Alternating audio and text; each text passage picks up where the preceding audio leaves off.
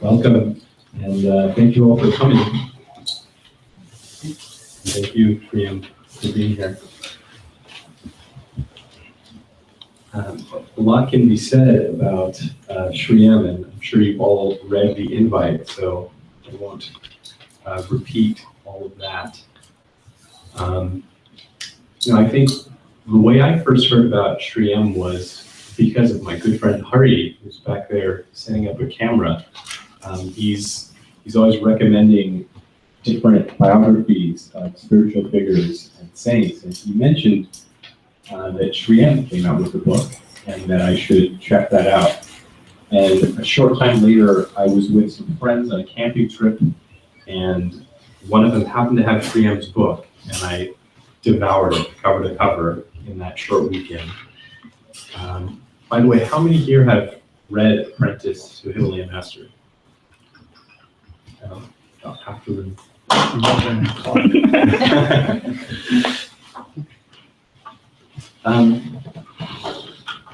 For those who haven't read it, the book, of course, has sold millions of copies worldwide. And when you have a book that is that successful, to even show up in a humble living room like this is a pretty amazing thing. And I think, for those who haven't read it, there are so many, mystical occurrences that show up in the book. And I think when anyone writes a book like that, you get a lot of people who are sort of thrill seekers and, interested in the mysterious and the mystical, as much as you get the people who are sort of genuine spiritual seekers. I think what is more interesting to me is that when our friends in India, heard Shriyam is coming here, universally, and these are people who are running big organizations across the length and breadth of India, they universally reached out and were like, wow, Shriyam is coming. And Jeshbhai, Jarenbhai, and even, Mukeshbhai, who's this sort of monk who's accidentally running these large retreats across Europe and, the United States. When he heard that Shriyam is here, he almost canceled his schedule and flew out to come here. And there was 100 people that were supposed to attend his retreat. So that's the kind of draw I think that Shriyam has, just touching people's hearts, individually. And I think that it's also unique that when someone has written a book like this, that's sort of in the spiritual domain, you don't have to be out there doing things like a 500-day walk from the southern tip of India into, the northern parts of India over 500 days. And so just a testament to kind of a very unique and different kind of approach. And I think I see it as this sort of, we've got non-human guests as well. This bringing together of kind of the activist into the spiritualist and the spiritualist into the activist, with the idea that, of course, when we change ourselves, that's the most powerful place from which to change the world. So I think we're all sort of set up on audio, and I think we didn't talk about what Shriyam would talk about. Everything is fair game from his sort of spiritual journey and religious interfaith stuff, the work that happens, his mission, and even what's coming next. So with that, I'll just turn it over. Shriyam. Thank you. So I need a microphone? Or is this working too? That's it. Yeah. Thank you.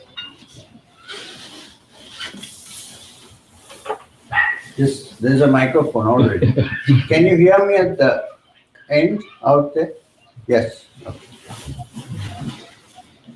Let me start with an invocation in perhaps the most ancient language in the world, but which unfortunately some have declared to be a dead language. I don't know why. It's So,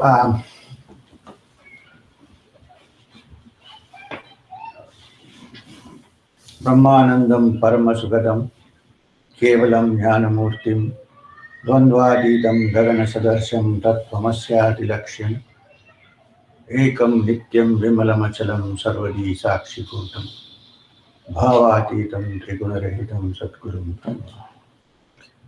The gist of what I said was, I go down to the Supreme Teacher, who also is the universal teacher, and is also present in my own teacher, who actually is beyond the two opposites and lives in a non-dual state. And this is my free translation. Now, I don't know how to start, or where to start. Is your name Rahul? Yes. Yes. What Rahul Bhai said and where we start from, I haven't thought about any subject today because I thought it was an open satsang. Usually that's what happens. I don't think. And after meditating here for about an hour or so with all of you, I think it's a good idea to talk about the Pranava. Well, I can talk about my life, I can talk about, but then you can read the book. Maybe if I talk, you won't read the book, I don't know. So, hi, are you going somewhere? See, I have this puppy in my life. It's very new. Sure, I'll tell you later. So, let me talk about the Pranava. Everybody knows what the Pranava is. Pranava means that which gives the first trust to the life forces, that which is in the beginning. To put it in another language, it means it's the Alpha and the Omega. Now, the Pranava is in our ancient tradition, the Indian tradition, called Om. So we'll talk about Om. Now, there are two parts to this. One is the meaning of Om, and the other is the practical application of Om. So we need to divide this into two parts. For study purposes, we need to divide it into two. Now, to understand Om, everybody knows that, most of us know that Om has been described consisting of three syllables of A, U, and Im. When you say Om, it's not just Om, but it's Om. Oh, it starts with the first simple letter A, which even a dumb person or a little child who cannot speak can make the sound. Ah, it's the basic sound. And A in Sanskrit is called Akshara, which means indestructible. Kshara is destructible. Akshara is indestructible. So A is the first sound, simplest sound, which anybody can make. And then you have, when you say O, you have the middle sound, which is lengthened. It rolls from the inside of your mouth to the outside. And when you say O, you have shut your mouth. Which means if you need to make another sound, you need to open it again. So the which the ma that shuts it off, is called the destroying part, which means ending something, like the ending of time. Tall order, but so it starts with, so therefore A is normally called the creator sound of Brahma, and the U is called the Vishnu, the preserver, sound of the preserver, and the Ma, the Im sound is called Shiva, Maheshwara, destroyer. Now Shiva is not a destroyer, it simply means to end what is now to end the old so that the new can be. You can imagine the scene of this world being full of people who become so old that they're still there. This space, move. I'll go after some time. So there's space for somebody else.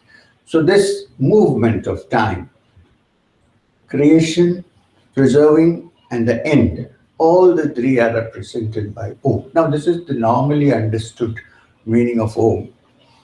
We have read it, we know about it. But there is one very deep philosophical and psychological essence to Om. I'm not talking about the practice, the meaning. Incidentally, before I start, I want to tell you something very interesting. Since she's sitting here, this young lady. You know, I was born in a Muslim family from Kerala. So when I was born, my parents named me Mumtaz Ali Khan. I didn't go to Bollywood, but so the first letter of this is M.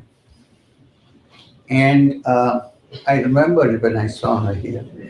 And when Babaji, my guru in the Himalayas, who belonged to the Nath Sampradaya, which is one of the ancient traditions, who have preserved yoga, actually, Matsyendranath, Gorakhnath, and so on. His name was Maheshwarnath, my guru. And when he initiated me into the Nath order and put the rings in my ears, I still have the holes. He named me Madhukarnath. And he always used to call me Madhu. And so the first letter of the word Madhukar is also M. And I also like to call myself M because in Sanskrit, the word for humanity, human being, is Manushya, M. And in Hindi, it is Manav, M. So this M, I was very happy with the word M because it has no denominations. I'm a human being, right? Basically to remember Babaji, who used to call me Madhu, of course. Why I'm saying this? Because you just introduced me as Sri M. After a while, her ex-mother-in-law, who comes from Nepal, she's one of the Ranas of Nepal, Bharti, she started calling me Mr. M. Now this Mr. M sounds a little funny. She still insists on saying Mr. M. It sounds like James Bond's boss. You know? So I was wondering how to change it. I said, just say M. No, you don't have to add anything, Mr. Swami, nothing is required. M is fine. But then her mother-in-law's niece, who happens to be the youngest princess of Jaisalmer in the desert, whose name is Rashmi, invented the Shri M. And that Shri M has stuck. Now, even when I try to pull Shri out, nobody lets me do that. I saw her, I remembered. Sorry about this. I hope you don't mind. Anyway, so I said the deeper meaning of Om, both in Vedanta. You know what Vedanta is? Vedanta means the teachings that come in the Upanishads. Vedanta. Veda means to study, to understand the teachings of the Vedas. Ved actually means to study, to understand. And Anta means the end. So could it mean the end of all understanding? No, it means understanding when the need to study ends. It's not to stop studying. It means to reach a state, the truth, which when understood, there is no need to read or understand it. So that wisdom is called Vedanta. And it also is called Vedanta because the Upanishads come at the end of the Vedas. That is the Samhita portion of Vedas. Then there is the Brahmanas. Then there are the Aranyakas. And then come the Upanishads last. And they are the essence of the Vedas. They give you, and the Veda says Tat Tvamasi, which is quite mysterious. You are that. The Upanishads explains what it means. So these are the, therefore it's called Vedanta. So therefore Om is understood in Vedanta in this way, which I want to explain. Now among the Upanishads, I think you give me 2 minutes. What is this Upanishad, the meaning of the word? Upa means move closer, close, C-L-O, not close, but close, to come closer. Near. Near, Upa. And yeah, near is better. Near, Upa. And Shad means to sit. Sit. You know, when somebody is sitting down, you know that they're listening. When you stand up, you know you're about to go. So sitting down is an indication that not only have you physically sat down, but your mind has also, you're not going anywhere. The mind has also settled down, sitting down. Adi Shankaracharya has given another meaning also too in his commentaries for Shad. He said it also means shaking up. Shaking up what? Shaking up all the pet theories about ourselves and the world that we carry with us. When you really study Vedanta, it shakes you out of your stupor. Not yours, mine, everybody's. You believe with so many ideas. What is this? I am this. Everything is properly shaken up. The Samudra Manthan, the churning of the ocean, everything is shaken up. And then, when the old is shaken and destroyed, the new remains. So that's another reason why Shad is used. Literally, it means sit.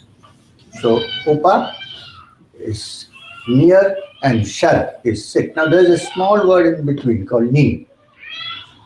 Ni indicates the position of one who teaches and the one who is listening.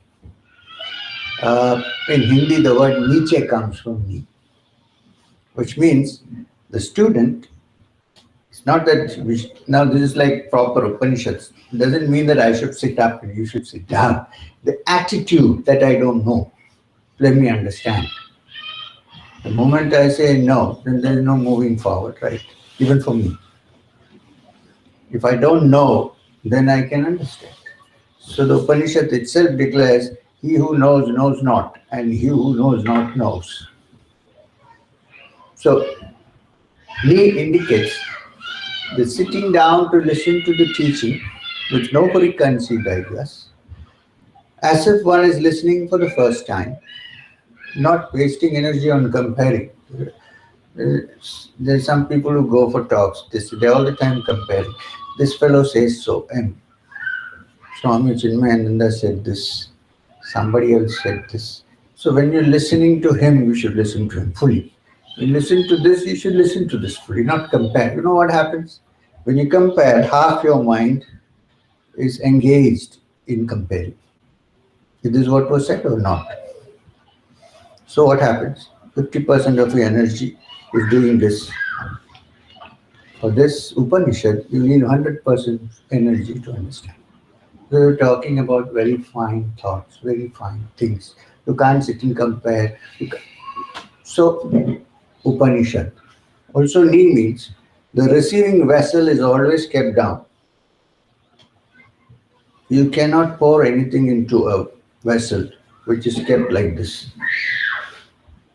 It will come down. And it has to be empty, which means one needs space. Right? Sometimes what happens, we read so much of the Vedas and things that there's no space. I'm reminded of a story of a learned professor who went to a Zen master and asked him, look, sir, I have come to learn Zen. Please teach me. Teach me how to attain Satturi. Master said, let's have some tea. This guy said this, I'm asking him a very serious question. He says, let's have tea, silly thing to say. But then he's a Zen master, you never know what happens. He might slap you. So he sat down quietly. He said, let's listen, maybe it'll come later.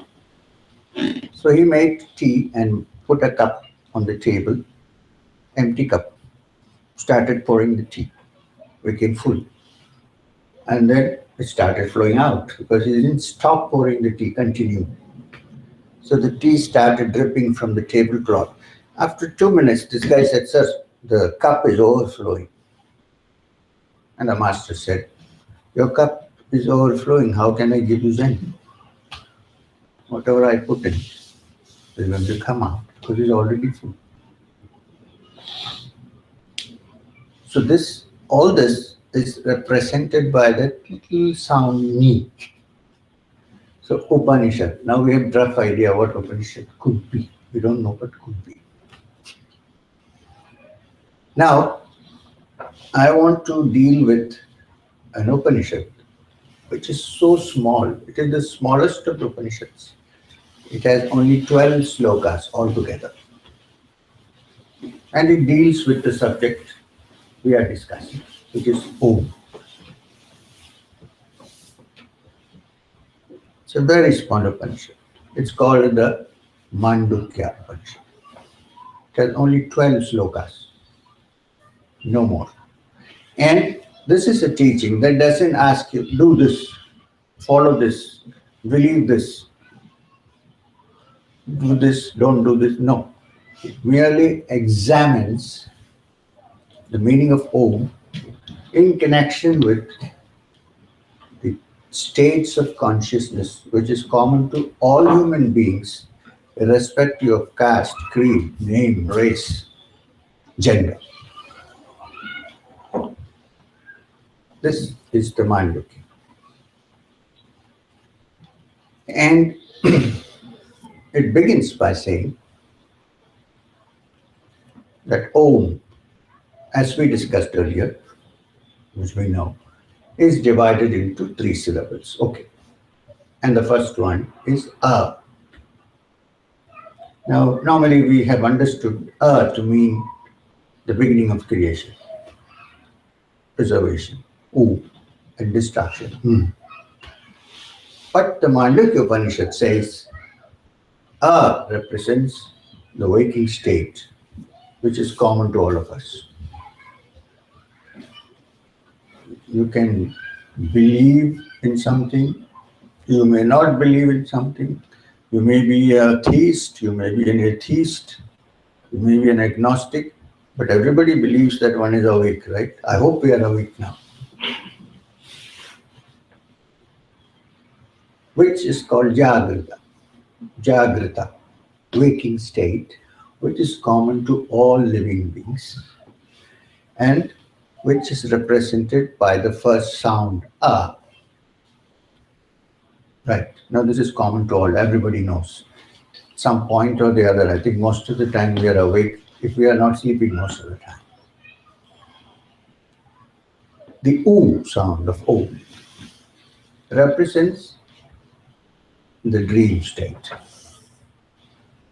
Now that is also common to all humanity, no matter who we are.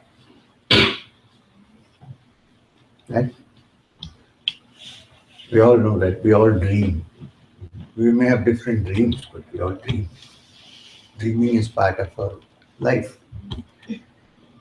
And this is called the Swapnavastha. This is Jagrata, this is Swapna. It is also called the Tejasa, which means that which is illumined. Why? Because when you are asleep, your eyes are closed, so it is supposed to be dark. But when you see a dream inside, without external light, you see a dream lit. You don't see a dream in darkness inside. So it's called Tejasa, that which is lit by itself. This is also common to all of us. Then there's something, since we are on the dream, I'm trying to look at the different commentaries on these Upanishads.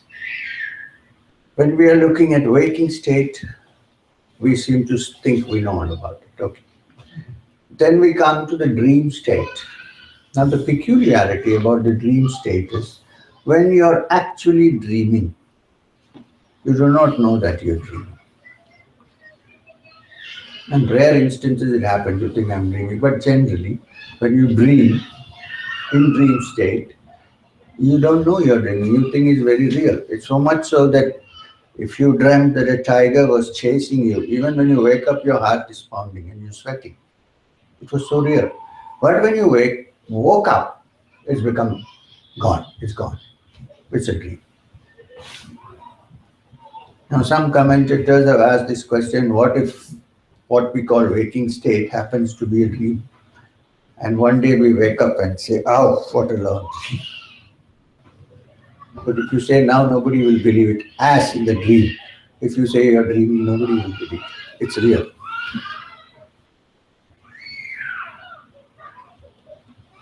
So, the dream state is real when it is on. When you wake up, it's no more. This is represented, according to the Mandukya, by the middle letter U. O. U.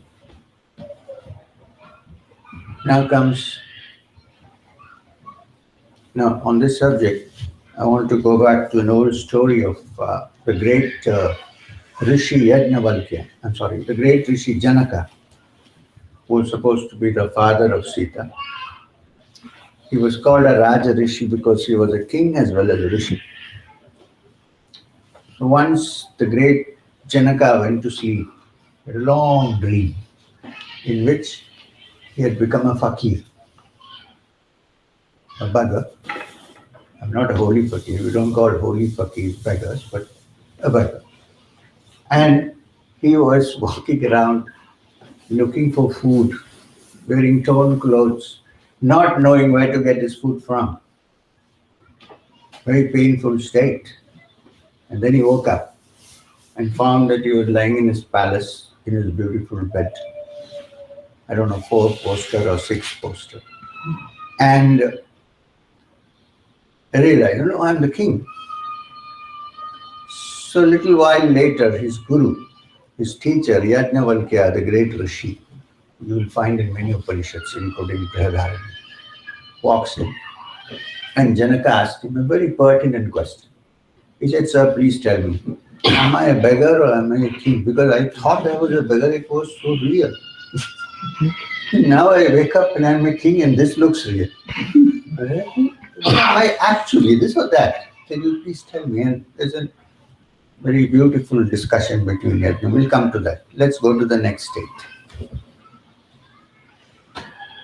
Well, actually, let's finish this and go. Yajnavalkya says to Janaka, look, when you were dreaming, there was a witness to the dream. When you are awake, there is a witness to the state of awakening. So the witness is the reality and not what it witnesses. So we'll leave it there and come to the third. The third Ma, Om. As we know, Ma also represents the finishing of the creative cycle. So the end. It also means ending of all understanding for the time being, suspending, which is what? Deep sleep. Deep, dreamless sleep, when there is no outer cognition, there is no inner cognition, one doesn't even know whether one exists, one is fully asleep. And that is the reason why sleep rejuvenates, because in sleep you don't know who you are. The moment I begin to know who I am, as the world looks at me, there is no rest. But then there are other issues. I'm so and so, nobody recognized me. I am a good person, he called me a bad person. You know the whole thing that happens. So, but when you're asleep, you're not even aware that you exist. Therefore, there is no problem. The problem starts with me. I am the first problem. Right? Now, in deep sleep, there's nothing. You're not aware of anything. But, so it's called bliss. It's also called Swarga, heaven, because there is nothing. However, it looks like there is a witness there which is not aware of the sleep when it was asleep, but remembers that it was a blissful state when it wakes up. But we always wake up from a very deep sleep and say, that was so blissful. Somewhere when you wake up, there's a borderline when you know that it was so blissful, I should have woken up. So there was a witness which at that time didn't remember, but it does remember, there is a witness.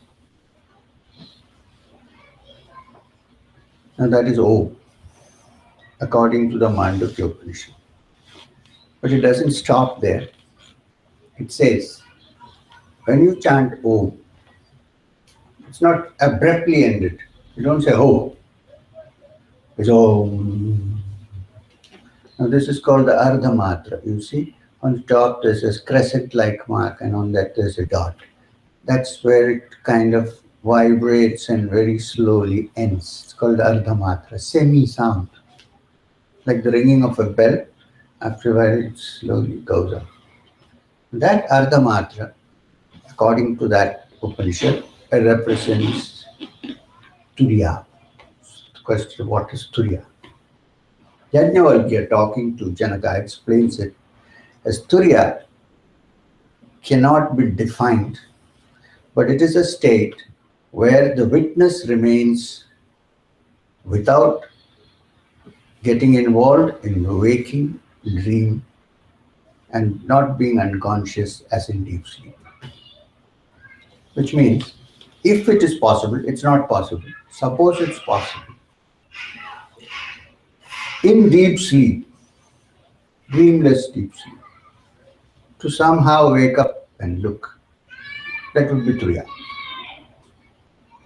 Unfortunately, nobody has reached Turiya through deep sleep, otherwise it would have been very easy.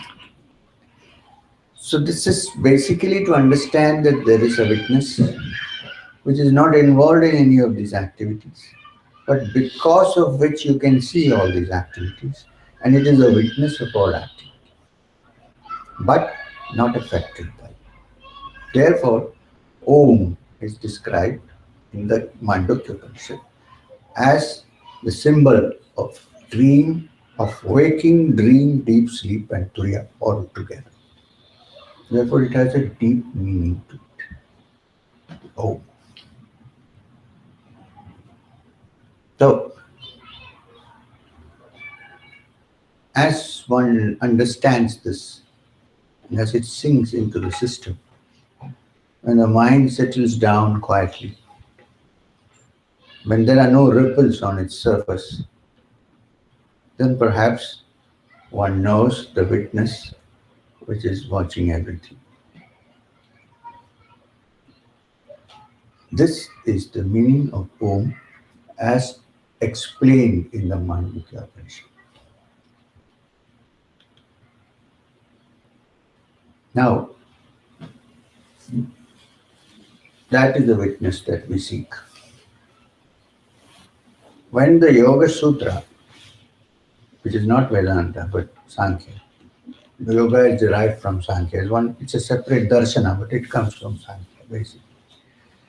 In Sankhya, there is Prakriti, nature, and there is Purusha, which is the reality. The Purusha is consciousness and Prakriti is matter. They have even classified mind as matter. 2000 years ago, the Sankhya, Kapila said, mind is also matter. Said, the finest particle of the food that you eat goes to make the mind. Which means what? Mind is related to nourishment, which means it has to be matter. Maybe they talk about the brain, whatever. So therefore, even up to mind, it's matter. Beyond that is the Purusha, which is what?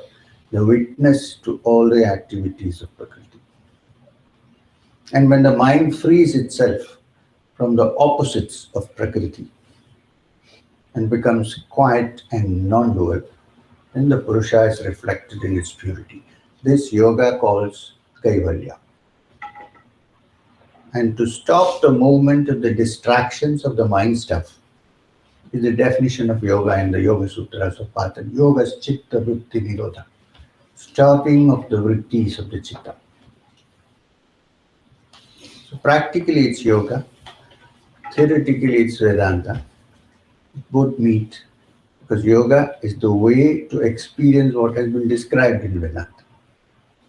This is where the Nath Sampradaya comes into the picture, because there was a time when the Vedantin thought that merely by reflection and saying I am Brahman, one can attain that.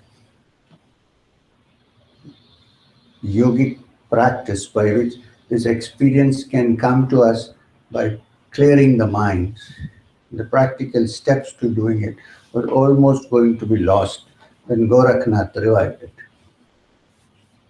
So from Machendranath to Gorakhnath to, in fact, the most important texts on yoga, the practice of yoga, of how to practically bring about the experience which the Upanishads talk about, are written by the Nath Sampradaya people. The most important being Siddha Siddhanta Padhati, supposed to have been authored by Gorakhnath himself. Then you have the Goraksha Shataka, the Yoga Pradipika of Atma Swatma Rama, the Gheranda Samhita, the Shiva Samhita. Of course, the Patanjali's Yoga Sutra is older than that. It was because of this that yoga was saved for us. And therefore, when you say yoga, it need not mean only physical exercises, because physical exercise is just one part of yoga. It's required to keep your body healthy, to put your organs and glands in order. Physical exercise may be required, but the most important thing is meditation, dhyana. Because Ashtanga Yoga of Patanjali talks of 7 or 8 angas, 8 parts: yama, niyama, asana, pranayama, pratyahara, dharana, dhyana, samadhi. 8. Samadhi is the culmination of the practice of yoga, where all the distractions of the mind stuff are removed. And the mind becomes absolutely calm and quiet. And in that quiet, rippleless mind is reflected the Purusha, which is the self. When that is touched, man begins to understand, man, meaning human being, begins to understand that the fullness and completeness and security and happiness which we were seeking in this outside world has been discovered within. There is no better example for this, what I said just now, than Kabir. Linda is here, I don't want to say anything about Kabir. Sir, what is that Kasturi Mriga thing? Can you say that? Say Raja Ram Fakir. The Kasturi Mrig, I don't know the whole Dua. Okay. Even I don't know the whole, but it's like this. It's about, incidentally, I read your the other book also. You read it? Or your Kabir. You read The Kabir. the book? Yeah. Thank you very much. Yeah, yeah. I read your book too. I read it again and it's in our library. Quite popular with the kids. So, Kabir Das talks about this great, it's about this musk deer. You know about a musk deer. In the Himalayas, you have a very short variety of deer called a musk deer, the Kasturi Mriga. So, in a certain period of time, it produces musk. There's a little pouch in which musk is created. You know musk, Kasturi. And when it happens, the scent of Kasturi spreads all over. This beautiful fragrance coming in the air. And the poor deer, here I mean DEAR, not knowing where the origin of this fragrance is, not knowing that the pouch is under its whatever, goes around searching for it all over the place, pushing its snout into the thorny bushes till it bleeds, not knowing that the source is here.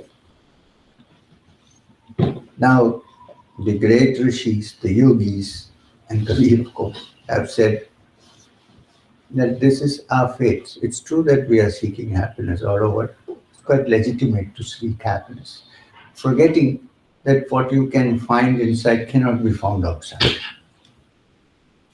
And when that happens, for that the mind has to become still and quiet.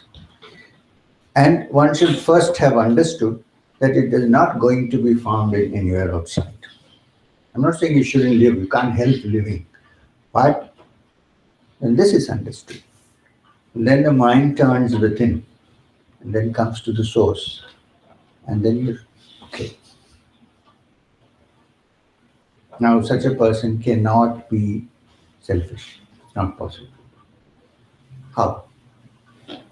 You are selfish because you want something, right? You don't want anything. Like, I mean, like when you're hungry, you want food and clothes when you're cold. But you don't derive satisfaction from the outside world. It's inside. And therefore what happens? Such a person would like to give. No point, no need to receive. Because he has understood the meaning of the word Purna. Purnamada Purnamidam. Purnat Purnamaduchyate Purnasya Purnamata Purnameva Vashishyate. Thank you.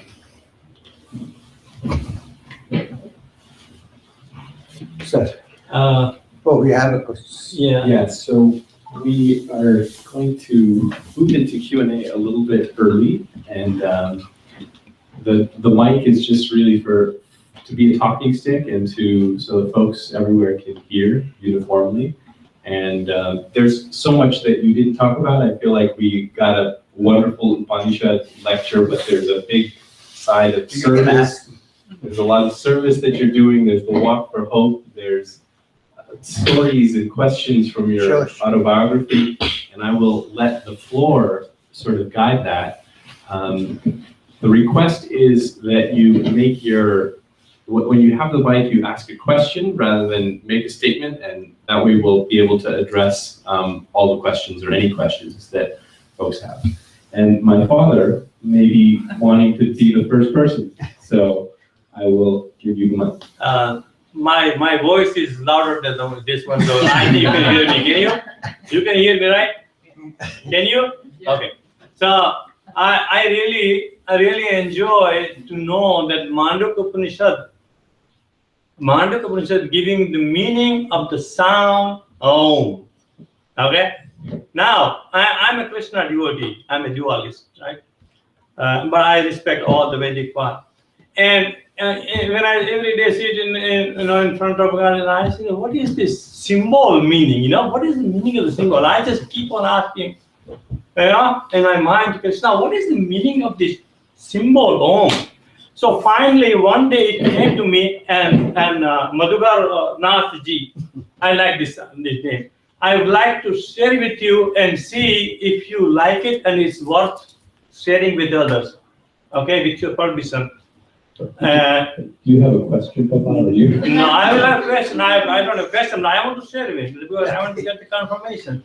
Okay, so here is the meaning came to me, and the meaning is that these three, these are three guna: sattva guna, rajo guna, tamo guna. These are the three guna, and then from the end is a hook. Okay, a hook says that these three guna bind you. They bind you. Rajogun, Sattvagun, Tamogun bind you. Okay? And then on the top is this half like circle like that. Just half circle. That means that you have to go above the three gun. Okay? And why? There is one dot to realize the God. God is one, so it's one dot on the top. So that is what it came to me, and I want to know whether it's worth telling people or not telling people. You should. Okay. You should. Thank you very much. I got the confirmation. No, it's true. I didn't talk about the three gunas. We didn't go into the details. In Sankhya, every human being, everything is ruled by the three gunas, which is sattva, rajas, and it simply means goodness.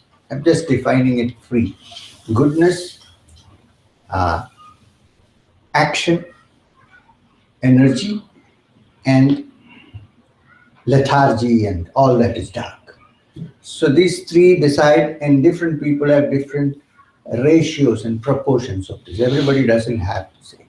The idea is to come from tamogun, which is lethargy, to move to rajogun, which is action, and from there go to sattva, which is goodness. Very often the people mistake lethargy for sattva, because goodness is also calm and tranquil. So somebody says, I'm meditating, but he's sleeping. So if you distinguish this and then move forward, one day when you reach sattva, then in its pure state, you drop even that, and then there is the reality. This is also what Patanjali says. So it's beautiful, yes. Thank you. Good questions. And I will be the mic boy here. Thank you, Shriyam. Beautiful exposition on the tie between Vedanta, Sankhya, and yoga. Very beautiful. One aspect of your life story as expressed through your book that I found very interesting and is related to my question is, you spent a good portion of your life studying, early life especially, studying in the Nath Sampradaya, which really values the Guru Parampara and tradition and the techniques of yoga that bring one to awakening. And you also spent decades, I believe, in the influence of J. Krishnamurti, whose famous statement is, "Truth is a pathless land," and who really urged people to inquire as to their own dependence on external, you could say, rituals or traditions. And my question is, how have you personally reconciled these teachings in your path and embodied them? Thank you. Can I have the microphone, because she said she can't hear what I'm saying. Sorry. Now? Oh, yes. Because you didn't need the microphone. Yes, a very relevant question, I would say. In fact, I had no interest in going to J. Krishnamurti except because Babaji told me to go.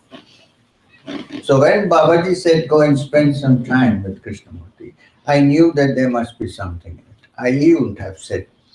So therefore I went to Krishnamurti. And I'm not a Krishnamurtite.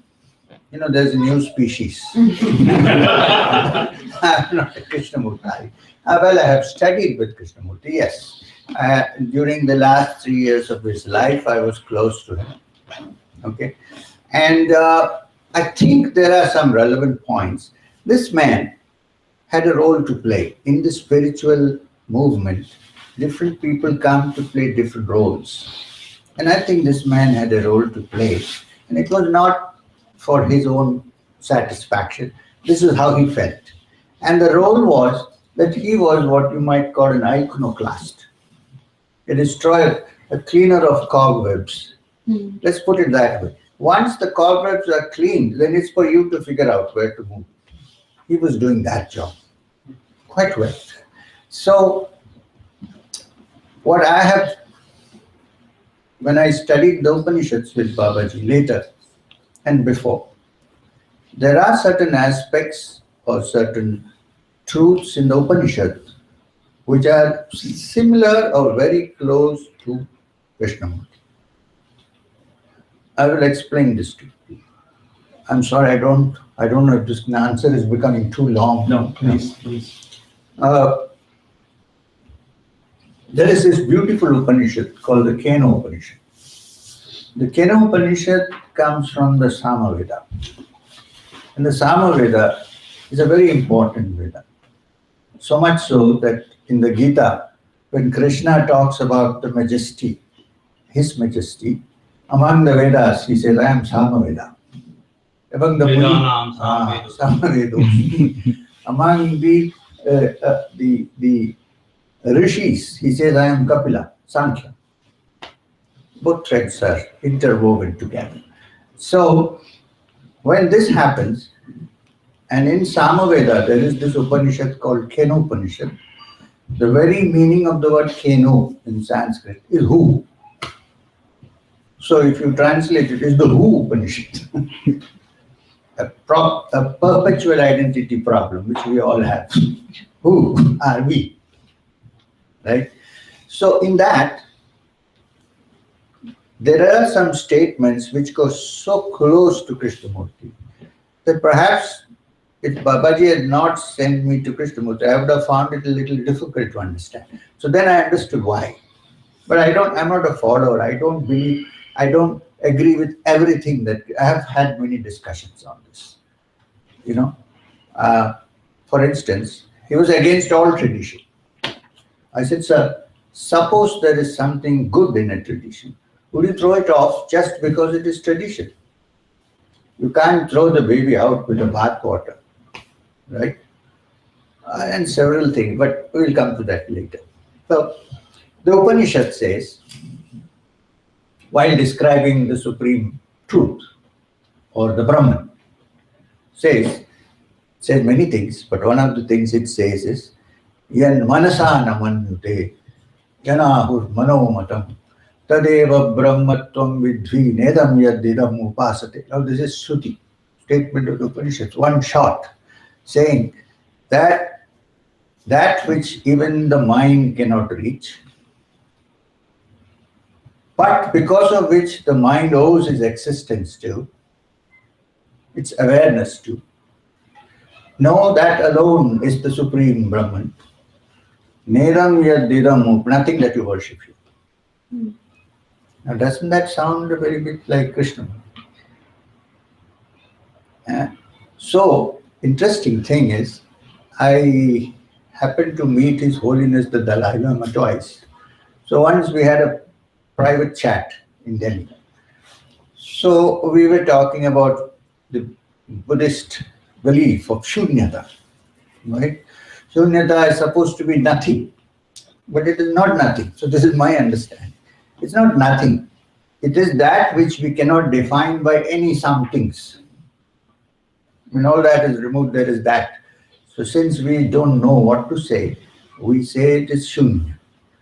If shunya is nothing, the whole world is supposed to have come from shunya and it's going back to shunya. So it can't be nothing. It is no thing, not nothing. It's no thing.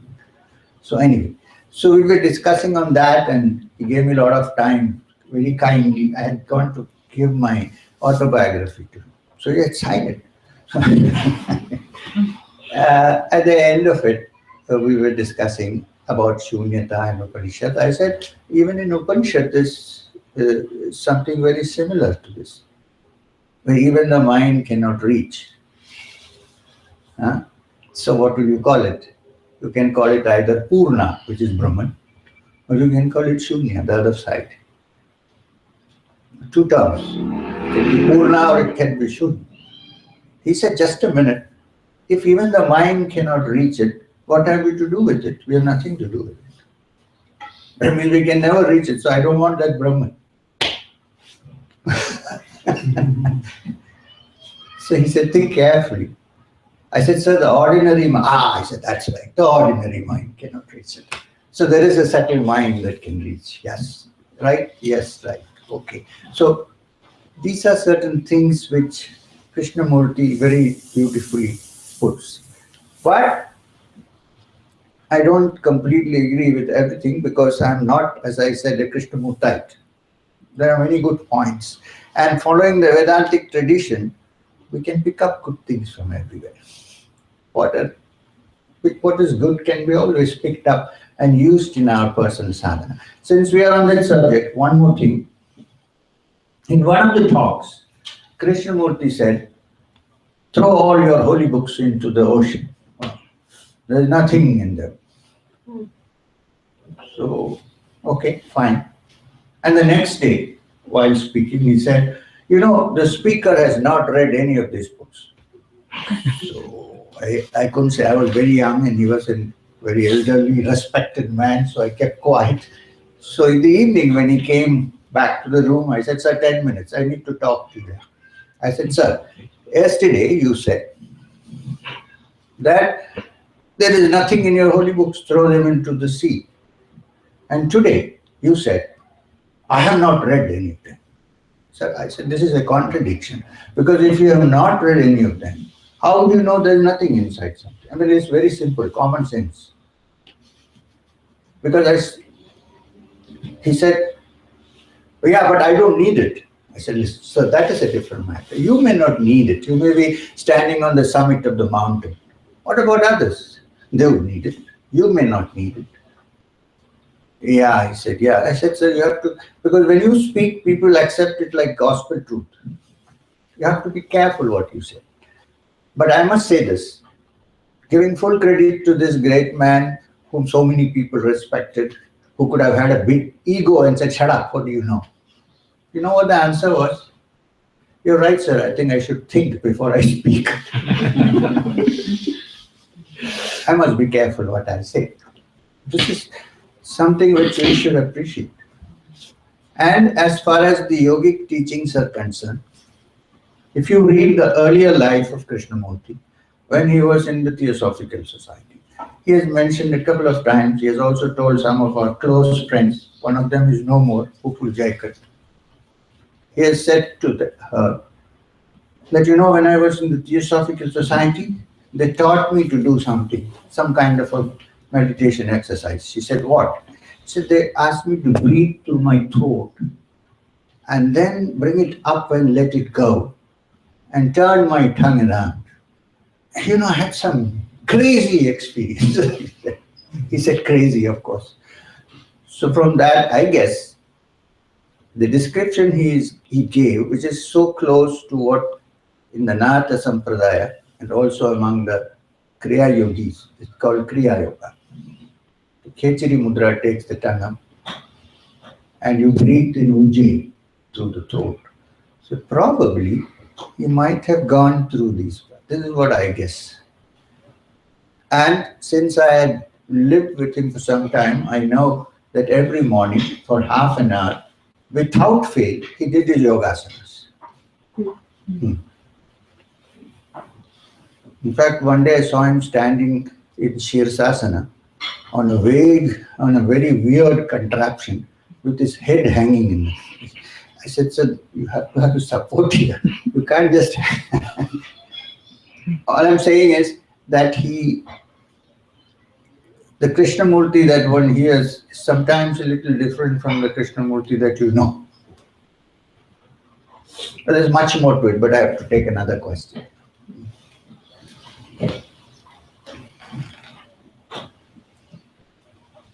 Maybe I will ask if you can, Herman. Actually, before we go to Herman's question, there's some folks who signed up for plating the food. So it's about 4 o'clock. If those folks can head into the kitchen, and what we're going to try and do is sort of silently distribute that food once it's all plated so that the Q&A can continue. And with that, Herman. Thank you. I have just a very simple question. I like your remark about what would you have to say about service, just the concept of service, please.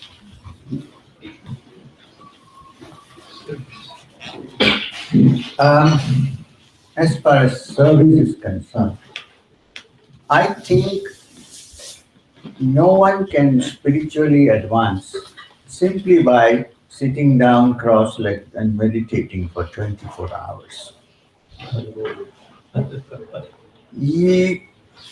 The moment you begin to see divinity in all living beings and start serving human beings, I don't think the mind can even purify itself to reach the higher state. And service is a very important part of our sadhana. By serving somebody, you're doing nothing. The person whom you serve is giving you an opportunity to evolve.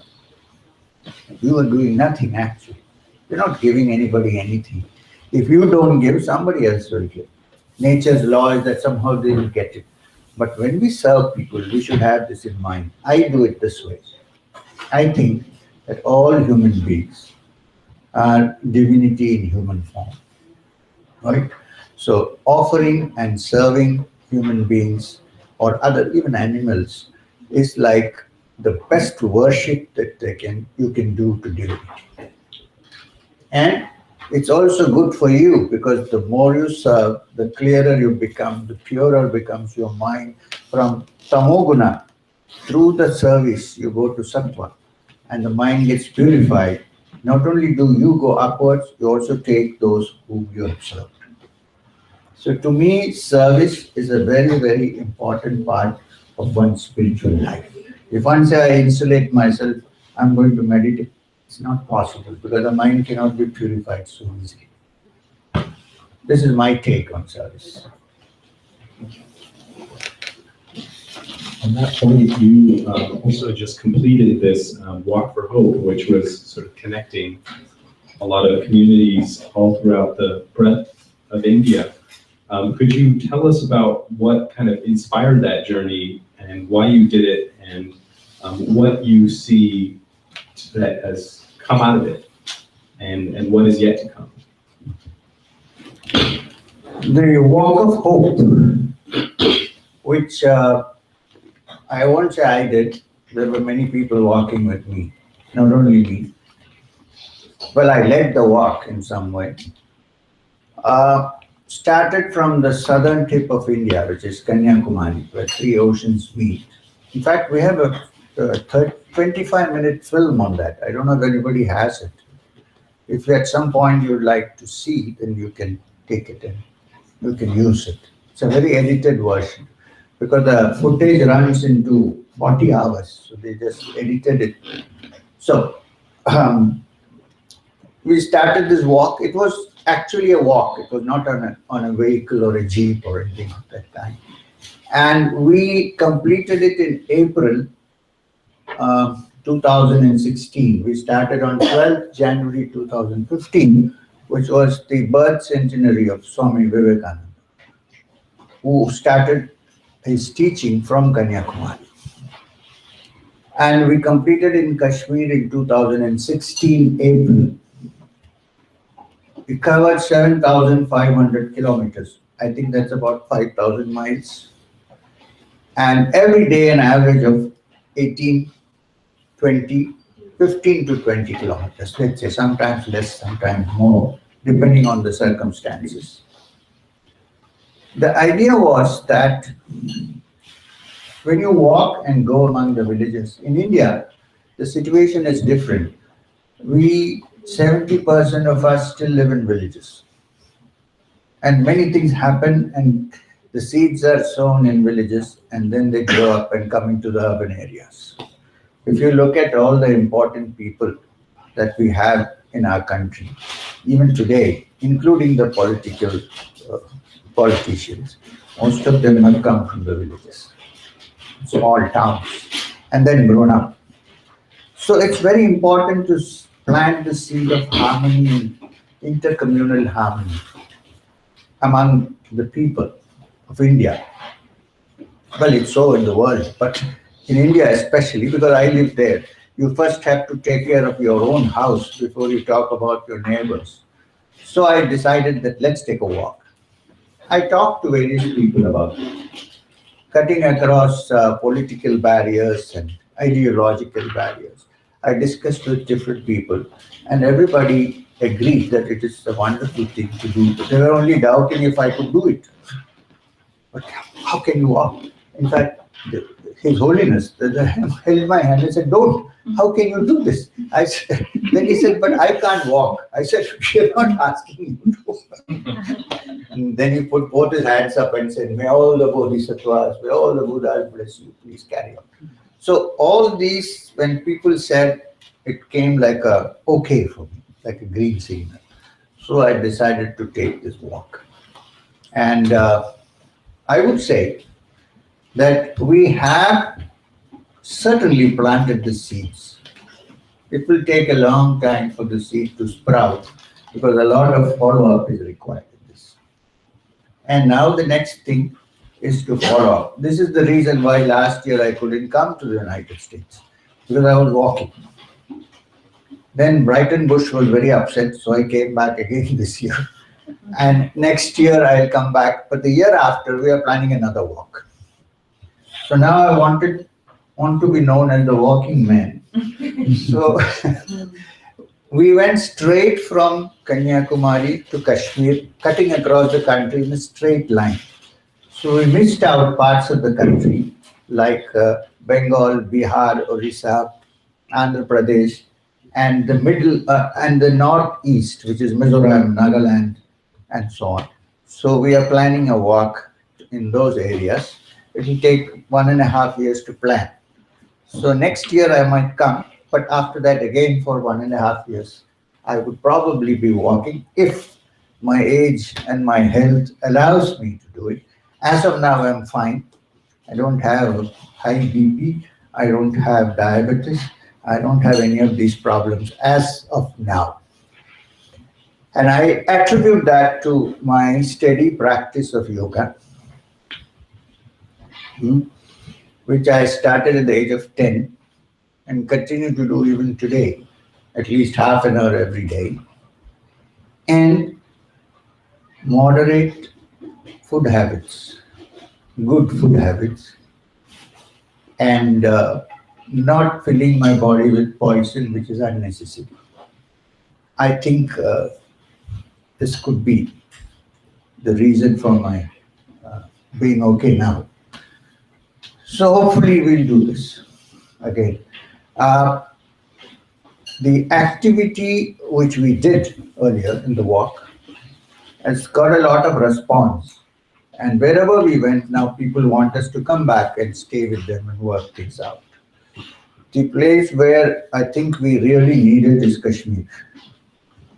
We did reach Srinagar, but at this moment, the situation is not right for anybody to go there. So I'm hoping that after a while we will once again go and visit and figure out how to help people out. Thank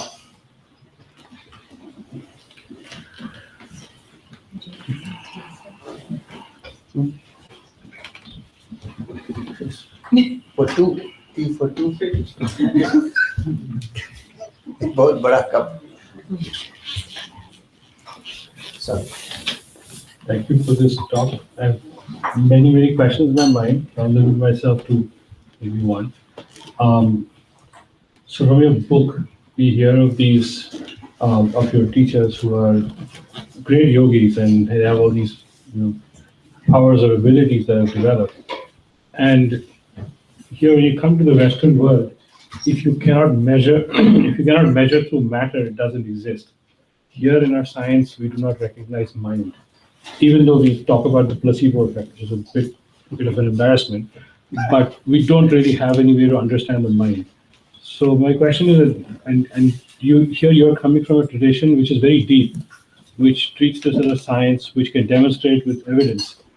How is it that there hasn't been any interface where this can be brought, the language of this can be brought into the open so we can all understand, take the mystery out of it?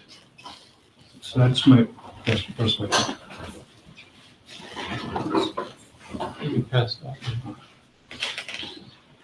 First of all, I do not think, what's your name? Somik. So, first of all, Soumik, I don't think that people do not look into this matter in the West. I don't think so. It's not only we who look in. I think in a way, many more Westerners are seriously interested in understanding these mysteries than even some of our educated people are. It's one point. The other is that there are innumerable examples of people who have studied it and who want to study it. And you're right, we need to take off the mystery and bring it to the limelight. But there are several books written by great yogis already in existence which attempt to do this. Not only, it needn't be just my effort. In this, I would suggest that you read the complete works of Swami Vivekananda, especially the chapter, the collection called Raja Yoga, which is his commentaries on the Yoga Sutras of Patanjali. You would be surprised if you have not read it to see how scientific and how step by step and how experimental it is. Unfortunately, what has happened is in our fondness for mysteries, we have put even the real truths in mysterious covers and don't look at them as scientific facts. On this subject, I want to say something which is, since you said, let's make it scientific. I'm not much of a scientist, but I think spiritual science is also science. Yesterday, somebody told me that we should look at it scientifically. I said, yes. If you really want to look at it scientifically, yes. Which means what? Can we start the inquiry without prejudice? Can we start the inquiry by saying, without saying, that the only thing that matters is a material, but there are other things? Can we also get into this inquiry with the understanding that the mind is so important, and sometimes it's more important than matter? Example, my eyes are open, I'm looking at you. Suppose I'm thinking of the Himalayas. The image that is in front of me may come into my head, into my eyes, but I won't be thinking of you, I'm thinking of the Himalayas. So are the eyes more important or the mind which looks at it? Without the mind, we won't be able to even see, even if we have perfect instruments of vision. The mind is very important. Now Vedanta says that beyond the mind, there is also something which we have to explore and figure out. So that we require one pointed attention. We can't hold the foot in one hand and think.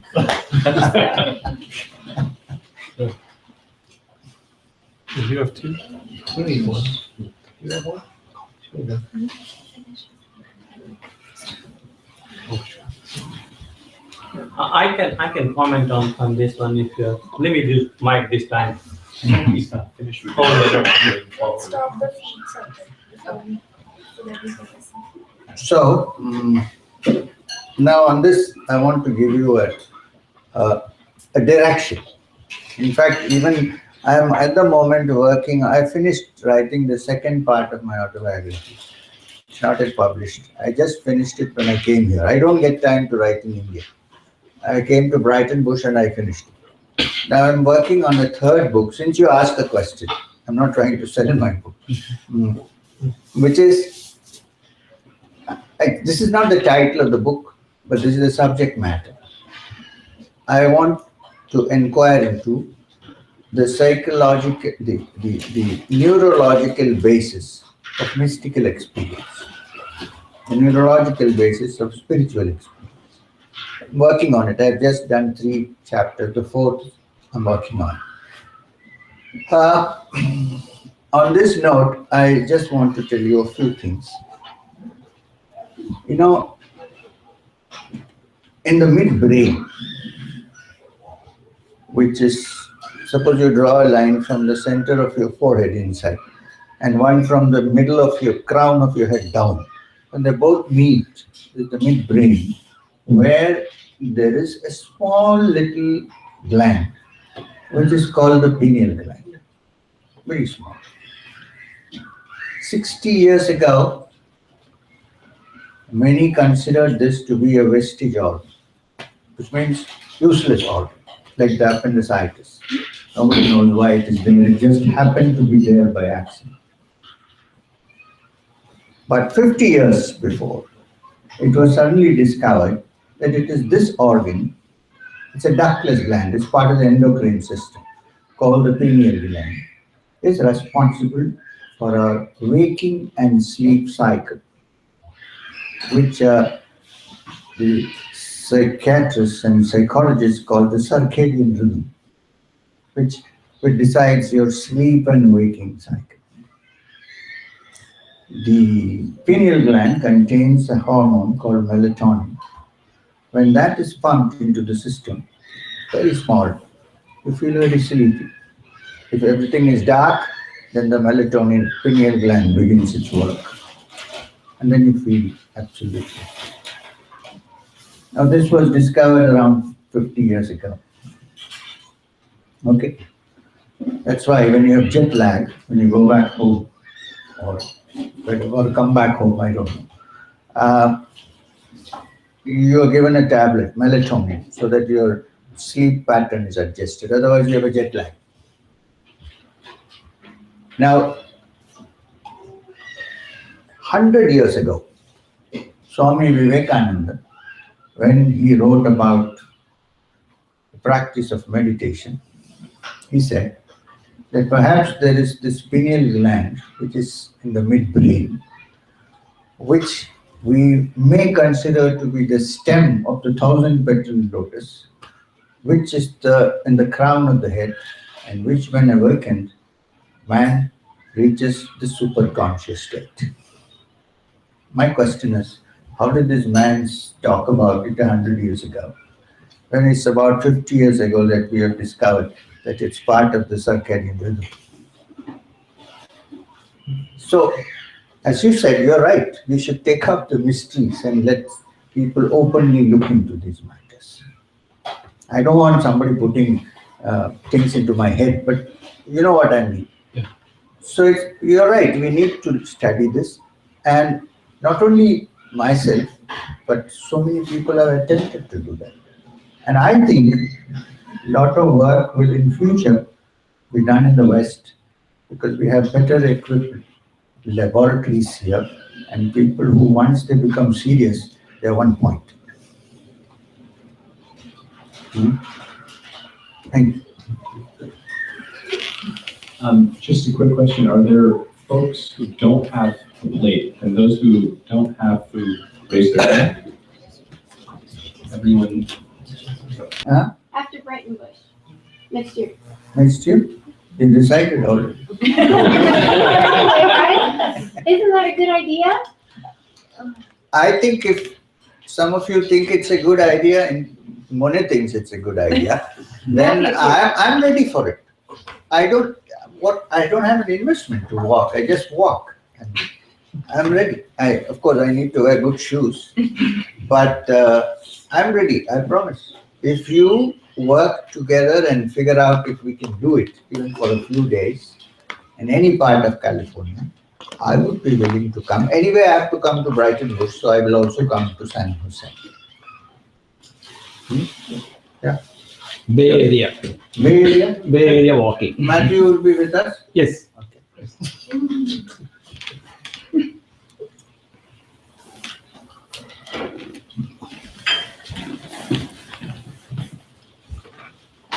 People walk. Yes, Me too, so.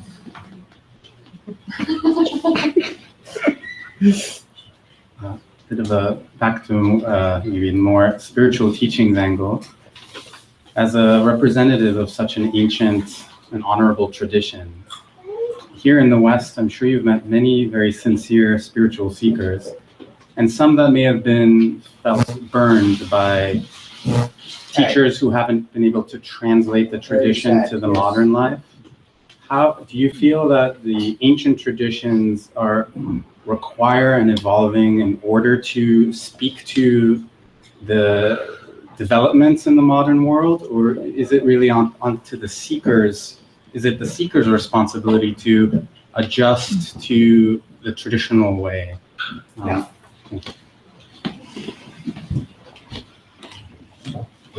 I think that it's about time that we adjust to the seeker rather than the seeker adjust to the tradition. There are some hard and fast rules, like you should, even that is not hard and fast. There are some rules of life that one has to follow before one starts the practice. For instance, can we live without injuring other living beings? Even for food.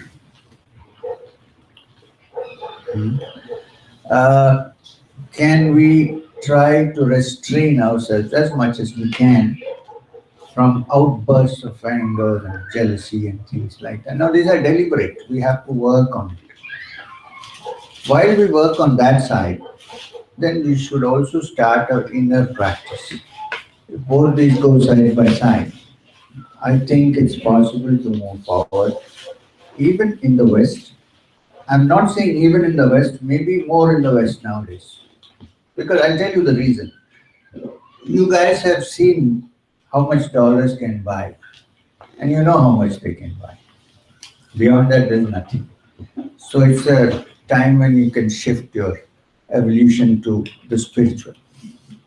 What I'm trying to say is, what we see in this world today, not only here, everywhere, is a result of the lopsided development of the frontal lobe. Because of the lopsided development of the frontal lobe, so many other parts of the brain have been neglected.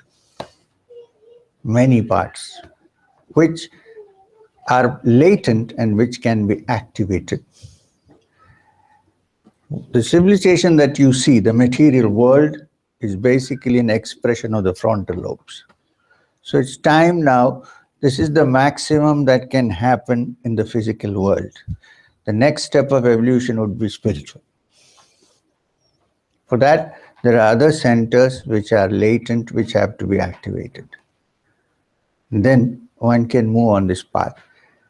Therefore, spiritual teachers who come especially to the West shouldn't try to stick to the old rules. If you want to join the Nath Panth, you have to puncture your ear and wear big rings. Who's going to understand Nath? Even I don't wear. Because Babaji said, it's time you do it just like anybody else. And I'm a married man, I have kids who are themselves married now. I'm not a sannyasin. Because that would make people think that if you have to move in the spiritual field, you have to be a celibate. Right? So the teachers should also think how to adapt to circumstances. And if people are sincere, then you should let them do the practices, even if they're not perfect. This is my take on this. And for some reason, I think spiritual teachings cannot be sold.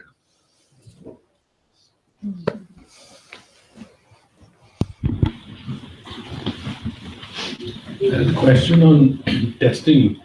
So in your book, there's a point where you talk about Babaji, the first Babaji, and there seems to be a sense that he's aware of the evolutional tide that we're going through, and things manifest when the time is right.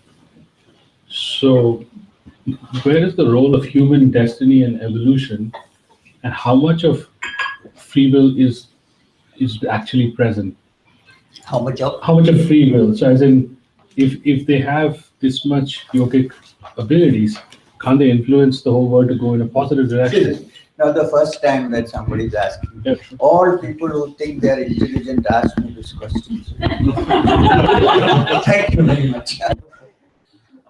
You see, first thing is when you say Babaji knows destiny and he can change it.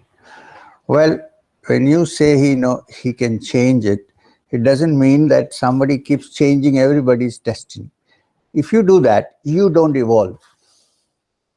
The idea here is that every human being, evolves and ultimately reaches perfection.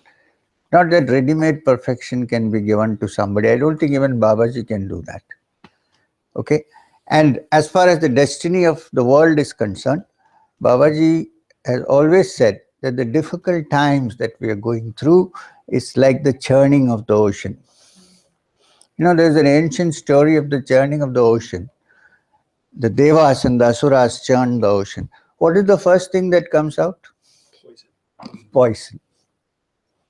Then the Amrit comes in the end. So we are in the poison stage now. Unfortunately, Shiva isn't sitting here to swallow the poison. So we are going through this poison period. And I think every soul who is exposed to it will, through experience, get over it and come out on the other side. And the great teachers are always there to guide you. not spoon feed, to guide. And they know that ultimately that is going to be the destiny. Not of the nation, of the world. The other thing is, if you only think that you can, destiny will one day give you freedom, then one would do nothing. Right? When you want to make a career, what do? You work very hard, try to reach. In the same way, why not think of the spiritual development as something where we need to put in a lot of work? We need to put a lot of work into it. As long as it remains a hobby, some progress can be made, not beyond that. Because nowadays people meditate, free yourself from stress, to lose weight, fine, that's okay. But when you get serious about it, this is not what I'm looking for, then begins the trip. Actually, I have asked the same thing to Babaji. I can understand. One day I got so disgusted. So, so I was really moved by the path that you sort of described in your book, and I saw that it was as if you were meeting so many different spiritual teachers. You were gaining so many different insights from so many different people, yet you were still on your own journey. I think that it was very clear that you were guiding you had your own North Star, and you were guiding yourself. And I think now, I mean, especially in the West, I think that we have a tendency to spiritually shop around, like there's, we sort of have so many different, or I certainly feel called to so many different teachings. And so I just am curious if you can talk about how was it that you were able to just follow your own path, and it seemed like with so much confidence and sort of clarity in your steps moving forward, and that it didn't really seem as if you were looking around too much, despite the influence of so many different spiritual teachers. difficult question.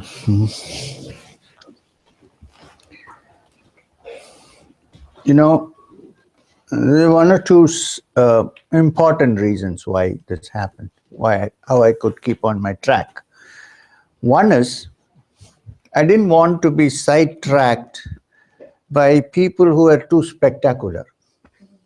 One, because sometimes you get caught up in that and then you can't progress. You're looking for manifestations and spectacular things. I was looking for a simple, direct way to walk. And the other, once I found Babaji, my guru, Maheshwarnath Babaji, and after that, whoever I met, they couldn't quite run up to him. I met people who could say, float in the water. Babaji always used to say, you can get a boat for 5 rupees. Why would you float it? So I steered myself clear of all that, because my intention was to find the truth and nothing but the truth, and no fancy trimmings interested me. It was not easy. It was not easy. But I managed. I don't know how to explain this, but I said, I'm walking on this path. It's a lonely path. Like Jesus Christ said, it's a straight and narrow path. So let's stick to it and not get sidetracked. This was constantly in my mind. There's no other explanation. Maybe Babaji was silently pulling strings. I don't know.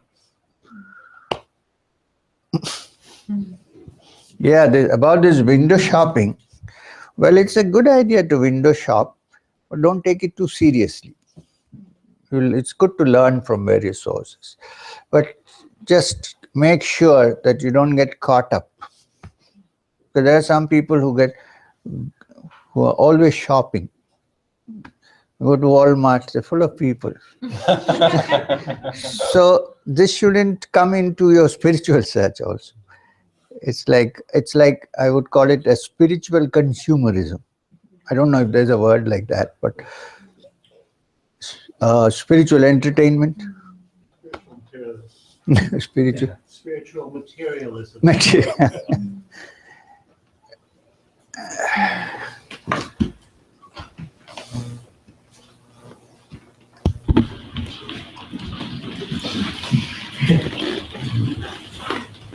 Another question. In your book, you talked in your early life about being into martial arts and having a practice around that. I just wanted to get your views on, do you still do that? And what is your view about, in general, about violence and the yoga traditions? We have, we're all very much exposed to Gandhiji's teachings. So when is there a role for violence, and what is the connection between can martial arts be used for spiritual progress? The martial arts which I studied when I was young, it's not an art meant for warfare generally, it's for self-defense. And the art that I studied, which in Kerala is called Kalaripayattu, I think is the mother of all martial arts. Kalaripayattu involves basically unarmed combat and sometimes arms also, but it is meant to defend oneself. And for your information, Bodhidharma, who is considered the founder of Zen, who went from South India, from Tamil Nadu, was an expert in martial arts, not to kill somebody or declare war, but because monks were not supposed to carry weapons and there were lots of dacoits and robbers in those days, highway robbers. So he had studied this, and when he went to China, he introduced this art to China. And I wouldn't be surprised if Kung Fu, Karate and so on have come from Kalaripayattu. The most important thing about Kalaripayattu is discipline. That's what really attracted me. Discipline, one-pointed attention, and never to be the aggressor. So that way it was a great spiritual lesson also to me. I went there accidentally because my father did a lot of martial arts. So I went naturally into it. Very soon I found out that that's not my cup of tea, so I gave it up. But it's a good discipline. That you study martial arts doesn't mean that you become violent. In fact, one of the instructions they give is that when you defend yourself, don't be angry. Because if you're angry and moved by emotions, you can't do anything accurately. So it kind of gels with ahimsa in a way. Ahimsa doesn't mean that if somebody attacks you, you should behave like an idiot. I mean, and say, okay, kill me. So even during the walk, I kind of felt safe in some way, even without these guards, security guys. It gives you confidence. You can go alone. Generally. Nowadays it doesn't help because people shoot from behind trees. You can't defend yourself. But there's a certain confidence that develops. Any questions from the back? Folks kind of... There are some young ladies. Yeah, the little ones. The cutest ones.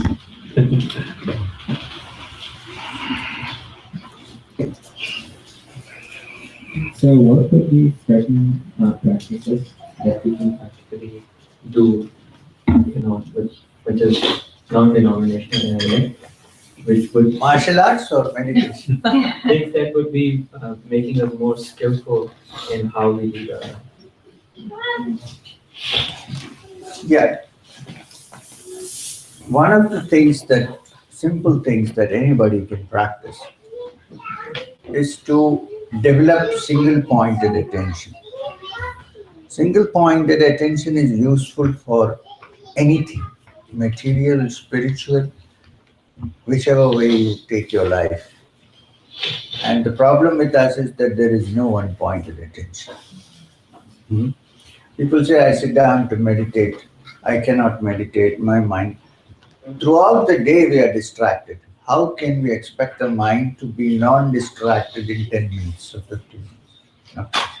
So therefore, the solution is, whatever work you're doing, if you can put complete attention onto that, then when you sit down to meditate, you can put complete attention on that. A yogi is one who meditates when he meditates and drives the car when he drives the car. He doesn't meditate when he drives. You know what will happen, right? So this one pointed attention is, there's a story about the same Bodhidharma about whom we were discussing. Bodhidharma went to China and he introduced a particular brand of Buddhism which laid great stress on practical meditation.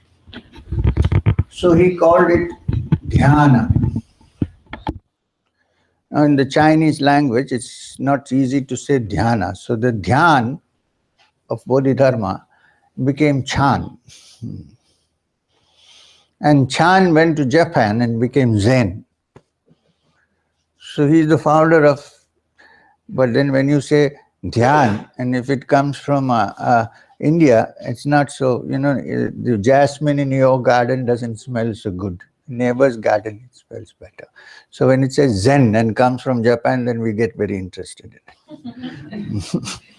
Anyway, so when Bodhidharma was sitting on the top of the hill, 3 young men went to see him, wanting to learn Zen and attain Satori. So they went to him and they said, so when they entered, Bodhidharma was drinking his soup. He had a bowl in his hand and he had a spoon and he was drinking his soup. So these 3 young men went and they said, sir, we have come looking for you. With great difficulty we have reached here. Please, can you teach us Zen and give us Satori? So Bodhidharma was drinking his soup. So he just said, without even looking at them, I'm drinking my soup. Have you seen a picture of Bodhidharma? Quite a formidable guy, with his mustache turned up, wild eyes. So they just kept quiet. Then they asked him again. He said the same thing, I'm drinking my soup. So when they asked him the 3rd time, he called somebody and said, give them their soup. So they got their soup. Then it occurred to them, we came here for a very serious affair. And here we end up drinking soup. Is this why we came here? So they asked him again. And he again said, I'm drinking my soup. So they got very disgusted. So they threw the bowl down and they said, we are also drinking our soup. Then Bodhidharma turned to them and said, no, you're not drinking your soup. You are drinking your soup and thinking of Zen. I am drinking my soup. I am drinking my soup.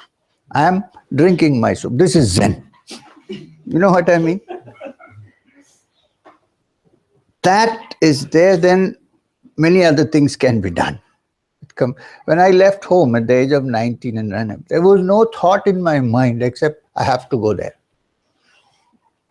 I think everybody can do it in some way or the other. Now for internal practice, I recommend that for one-pointedness internally, the practice of being aware of your breath is a very useful affair. You don't even have to control your breath. As they do in Vipassana, for instance. Close your eyes and follow your breath. You know, the breath is such an important part of our existence. We don't care. We don't give any attention to breath. From birth to death, it goes on. We don't give any attention to it. If you can just shift your attention to your breath, and while you breathe in and out, naturally, not deliberately, give complete attention to your inhalation and exhalation. In our tradition, when we inhale, in your mind we chant the sound hum. And when we exhale, we chant saw. Hum, saw. This is also the beginning of Kriya Yoga, actually, the hum, saw. So, just sit quietly, 10 minutes a day, close your eyes, Allow your mind to go with your breath as you inhale and exhale. When you inhale, say hum in your mind. When you exhale, chant silently in your mind, saw. Let the hamsa go on for a time and you will begin to enjoy it. Once you begin to enjoy it, it becomes completely one-pointed. Now this one-pointedness can be shifted to external sources whenever you want. This is a practical thing. Anybody can do it. Non-denominational. You can be a yogi, you can be a Sufi, you can be a shaman, you can be anybody.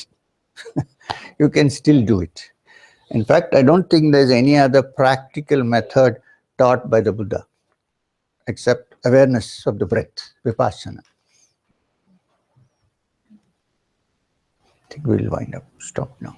We have time for, we have 10 more minutes. Okay. Go. Yeah. I'm curious about your time with Maheshwarnath Babaji. You clearly felt that he was a very great being, and I'm wondering if your experience with him brought out all of the questions that you had in your mind around everything. I mean, not just the practice, but his life, his story, or if in his presence you were just in a state where no questions were arising, or before they could even arise, the questions would melt away. So, I mean, maybe at the essence of the question is you could share what your experience was like with a being that perhaps is so great that none of us would ever encounter such a person. This I can't be sure, but you might, who knows. Believe me, I was full of questions like my friend. And I never hesitated to ask questions. Until living with him for a year or two, I suddenly realized that before I could frame the question, he knew what I was going to ask. Then it stopped. Till then, there was always questions. And we must admit that a great person like that, a being like that, was never tired of being asked questions. Because he had nothing to hide. He would say sometimes, oh, shut up, we'll ask me later. So I used to keep quiet. But even then, at some point when we sat down near the river, he would suddenly say, hey, you asked me that yesterday, right? Let's talk about it. Until I discovered, as I said, after 2 years, that before I could frame the question, he knew. So I stopped. I said, let him say what he wants. It took time. Till then, I was asking questions and questions and questions. One day, Babaji even told me, I think you'll end up in the questioning Brahman. So it was like that. However, living with a person like that, I learned many things, even without discussions.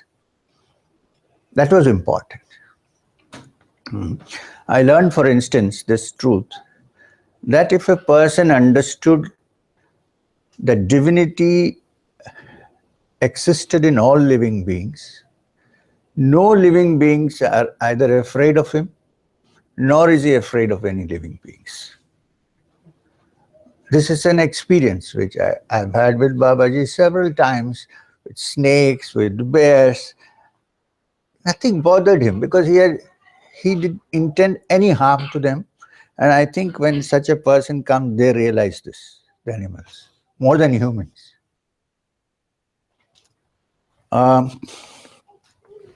Since we have some time, I want to tell you this.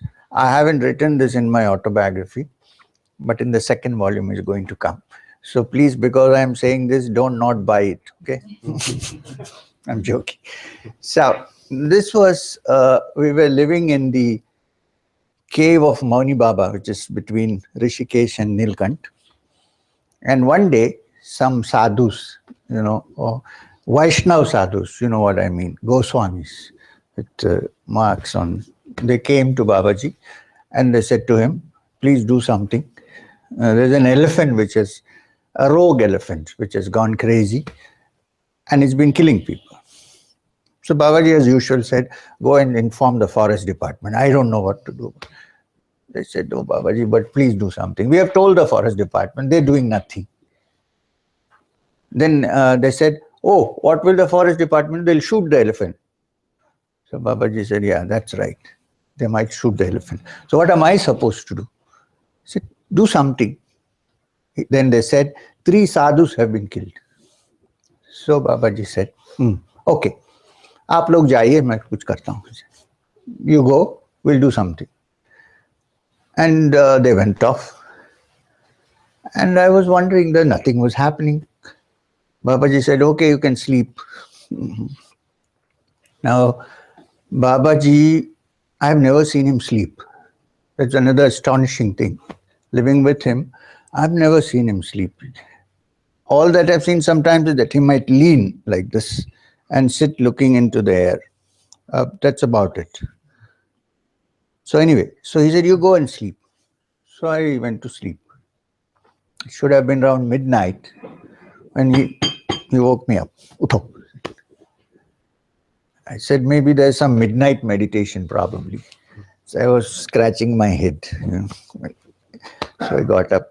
He said, "Wash your face." Abhi nikalna, jana hai. He said, "We have to go somewhere." I said, "But where, Bab? Get up." He said. I was very close to him. I used to ask him, he said, "Go." I used to ask, "Where?" So he said, "Get up, chalo." So we walked out of the cave and we came to a clearing where there was moonlight. It was a full moon. And there's kind of a ravine there, and this side there's a rock. So from the cave you can go to the rock, you can't go to the other side. So we reached the rock. And Babaji sat on the rock. So I sat down below, not knowing what was going to happen. But with him you can't say anything, so I don't know what's going to happen. So I sat down. On the other side of the ravine, I saw a leopard going. It suddenly sensed that somebody was sitting here. So it turned and looked like this. And I was saying in my mind, "God, I hope it doesn't jump this side." Anyway, it went off. So everything was peaceful. And then, these elephants, they're so silent, you can't make out. This rogue elephant was standing so close to us, maybe a little further than where you are sitting, behind a huge clump of trees. Suddenly it charged from there at full force. You know how the elephants trumpet when they charge? Ooh, like suddenly. And I thought, this is my end has come. I thought Babaji probably want me to die at the hands of an elephant. It charged full force. And when it came quite close to the rock near which I was sitting and Babaji was sitting, it kind of applied the brakes, kind of slipped with all the sound of the gravel, and then kneeled down on its front 2 legs and put up its trunk. So Babaji got up, and since I didn't want to be left alone, I held on to his hand and went with him. So he went near the elephant. And this is very funny. He went near the elephant. Hi.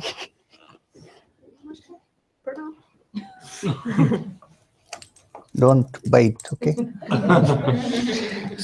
He went near the elephant and spoke in his ear as if we are talking to a human being. He said, "Is this the way elephants behave?" I was thinking, where am I? In this world or somewhere else? And I was actually very frightened. I didn't know what's going to happen. He said, "Hathi aise karte hain." Huh? And then he said, "You kill sadhus, holy men. It's not the right thing to do. Go, be peaceful. Shant ho jao." And the elephant put up its trunk and let out a trumpet. The next step was so frightening. Babaji said, "Do pranams to the elephant." I said, "Babaji, elephant, do it." I said, "Karo." So I did, went down and touched. Of course, half my eyes were up. But it touched my head with its trunk. And then Babaji said, "Let's go now." So we went back. The elephant didn't trouble anybody after that. We didn't receive any complaints. Several days later, while we were walking, Babaji said, I said, Babaji, why did you ask me to do pranams to that elephant? Like you said, I never stopped questions. I said, Kyun? He said, there is something to be repaid to the elephant from your past. So I have no way to figure out. So I said, okay, maybe. Thank you. Namaskar. What's his name?